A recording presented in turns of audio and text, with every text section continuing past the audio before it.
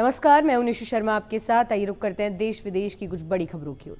बांग्लादेश की पहली महिला प्रधानमंत्री और बांग्लादेश नेशनलिस्ट पार्टी की प्रमुख खालिदा जिया का आज सुबह 6 बजे 80 साल की उम्र में निधन हो गया। वो 20 दिन से वेंटिलेटर पर थी। खालिदा पिछले कई साल से सीने में इन्फेक्शन, लिवर, किडनी, डायबिटीज, गठिया और आंखों की परेशानी से जूझ रही थी। उनके परिवार और पार्टी नेताओं ने निधन की पुष्टि की है। खालिदा 1991 से 1996 और 2001 से 2006 तक 2 बार बांग्लादेश की प्रधानमंत्री रही है। वो पूर्व राष्ट्रपति जियाउर रहमान की पत्नी थी। उनके बड़े बेटे और बीएनपी के कार्यकारी अध्यक्ष तारिक रहमान 2008 से लंदन में रह रहे थे। वो 25 दिसंबर को बांग्लादेश लौटे हैं। वहीं उनके छोटे बेटे आराफात रहमान का 2015 में दिल के दौरे पड़ने से निधन हो गया था। अमेरिकी राष्ट्रपति डोनाल्ड ट्रंप ने कहा है कि अगर ईरान दोबारा अपने परमाणु हथियार कार्यक्रम को शुरू करने की कोशिश करता है तो अमेरिका उस पर एक और बड़ा हमला कर सकता है। इसके साथ ही ट्रंप ने फिलिस्तीनी संगठन हमास को चेतावनी दी है कि अगर उसने हथियार नहीं डाले तो उसे गंभीर नतीजे भुगतने होंगे। ट्रंप ने इजरायली पीएम बेंजामिन नेतन्याहू के साथ सोमवार रात मुलाकात के दौरान पत्रकारों से ये कहा है। ट्रंप ने कहा कि उन्हें आशंका है कि जून में किए गए बड़े अमेरिकी हमले के बाद ईरान अपने हथियार कार्यक्रम को फिर से खड़ा करने की कोशिश कर रहा है। उन्होंने बताया कि मीडिया रिपोर्ट्स में इस तरह के संकेत मिल रहे हैं।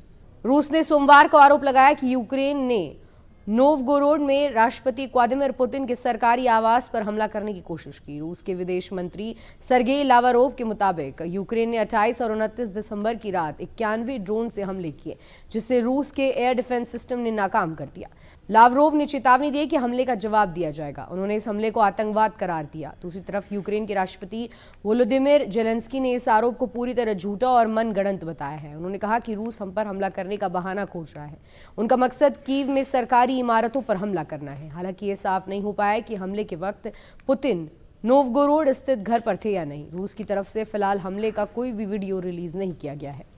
बीजेपी के झंडे लगे रथ पर सवार दिग्विजय सिंह और शशि थरूर की एक एआई जनरेटेड तस्वीर इन दिनों सोशल मीडिया पर तेजी से वायरल हो रही है। इस तस्वीर को लेकर बिहार सरकार में मंत्री रह चुके और कांग्रेस के पूर्व राष्ट्रीय प्रवक्ता शकील अहमद ने तीखी प्रतिक्रिया दी है। शकील अहमद ने फेसबुक पर इस तस्वीर को शेयर करते हुए इसे न सिर्फ भ्रामक बताया बल्कि कांग्रेस के खिलाफ साजिश करार दिया है। उन्होंने लिखा कि दिग्विजय सिंह जी और शशि थरूर जी का ये काल्पनिक चित्र देखकर मन दुखी है। जिसकी भी एक कल्पना है वो दिग्विजय सिंह जी और शशि थरूर जी का विरोधी तो होगा ही, पर वास्तव में वो कांग्रेस का बहुत बड़ा विरोधी लगता है। उत्तराखंड के अल्मोड़ा में आज सुबह यात्रियों से भरी बस खाई में गिर गई, जिसमें 7 लोगों की मौत हो गई है, जबकि 11 से ज्यादा लोगों की हालत गंभीर है। हादसा भिकियासैंड रामनगर मार्ग पर शीलापानी के पास सुबह करीब 8 बजे हुआ, जिसकी दूरी भिकियासैंड से लगभग 4 किलोमीटर आगे है। बस द्वारहाट भिकियासैंड बासौट होते हुए रामनगर जा रही थी। तभी ड्राइवर ने अचानक बस से कंट्रोल खो दिया। घटना की सूचना मिलते ही प्रशासन और पुलिस विभाग में हड़कंप मच गया है। मौके पर पुलिस के साथ एसडीआरएफ की टीम पहुंच गई है, जिसके बाद ग्रामीणों की मदद से अभी भी लगातार रेस्क्यू चलाया जा रहा है। मुंबई के भांडुप में रेलवे स्टेशन के बाहर सोमवार देर रात एक बस ने 13 पैदल यात्रियों को कुचल दिया। हादसे में 3 महिला सहित 4 लोगों की मौत हो गई। 9 लोग गंभीर रूप से घायल हुए हैं। मुंबई पुलिस ने बताया कि हादसा Brihan Mumbai electric supply and transport की बस से हुआ। शुरुआती जानकारी के अनुसार बीईएसटी की बस रिवर्स करते समय बेकाबू हो गई और सड़क पर चल रहे लोगों को चपेट में ले लिया। हादसे के बाद बस ड्राइवर को हिरासत में ले लिया गया है। घटना के बाद एम्बुलेंस, मुंबई फायर ब्रिगेड और बीईएसटी की टीम मौके पर पहुंची। पीड़ितों को तुरंत एम्बुलेंस की मदद से राजावाड़ी और एमटी अग्रवाल अस्पताल में भर्ती कराया गया, जहां 4 लोगों की मौत की पुष्टि हुई।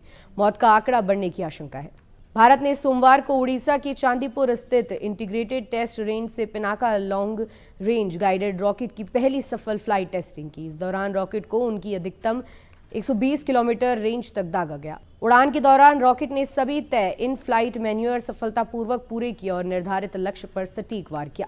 रेंज में तैनात सभी ट्रैकिंग सिस्टम ने उड़ान के पूरे रूट के दौरान रॉकेट की निगरानी की। ये सफल परीक्षण रक्षा अनुसंधान एवं विकास संगठन ने किया।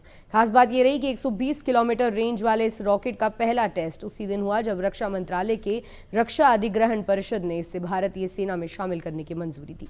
डीएसी की बैठक सोमवार दोपहर में हुई थी।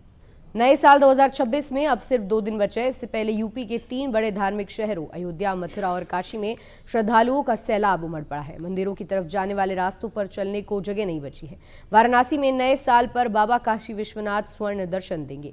स्पर्श दर्शन पर 3 जनवरी तक के लिए रोक लगा दी गई है। वहीं 6 लाख भक्तों के पहुंचने का अनुमान है। इसके अलावा अयोध्या के राम मंदिर में भगवान रामलला की प्राण प्रतिष्ठा की दूसरी वर्षगांठ मनाई जाएगी।